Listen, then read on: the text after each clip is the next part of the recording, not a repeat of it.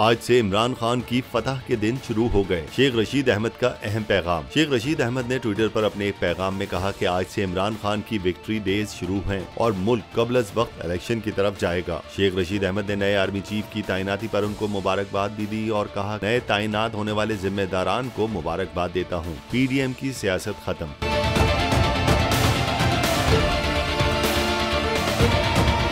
शेख रशीद अहमद के ट्विटर पैगाम के मुताबिक मुल्क में अब उल्टी गिनती शुरू हो गई। अब मुल्क में साफ और शफाफ इलेक्शन होंगे। वाज़ेह रहे कि जनरल आसिम मुनीर अगले आर्मी चीफ और general Sahir Shamshad chairman joint chief of staff committee होंगे, जिनकी तकर्रियों की समरी वजीर आजम की जानिब से सदर मुमलिकत आरिफ अलवी को भेजी गई थी और उन्होंने समरी पर दस्तखत कर दिए हैं।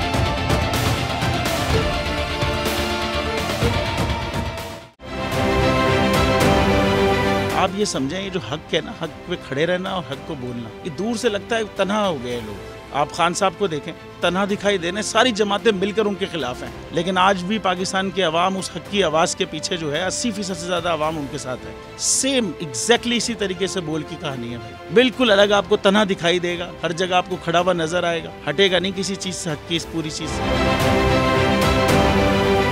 जाली केस है ना, ये हम पे उस वक्त बनाए गए थे जब हुकूमत यही थी, इन्हीं लोगों की हुकूमत थी ना। और ये जाली केस, इनको मैं नहीं कह रहा इस केस को जाली केस, इनको पाकिस्तान में क्या पूरी दुनिया में एक ऐसा शिकायत कुंदा नहीं मिला, एक ऐसा कंप्लेनेंट नहीं मिला जिसने ये कहा हो कि हमारे साथ फ्रॉड हुआ है। तो ये खुद ही बन गए कंप्लेनेंट और ये खुद ही इन्होंने खुद ही इन्वेस्टिगेशन की, उसकी खुद ही तफ्तीश भी की, यानी कि कंप्लेनेंट भी है, इन्वेस्टिगेशन ऑफिसर भी है। और इन द एंड इन्होंने फिर उसके बावजूद ये कोर्ट में जमा कराया कि जी ये केस जाली केस था। ये मेरी बात नहीं है, ये इनके इन्वेस्टिगेशन ऑफिसर की बात है।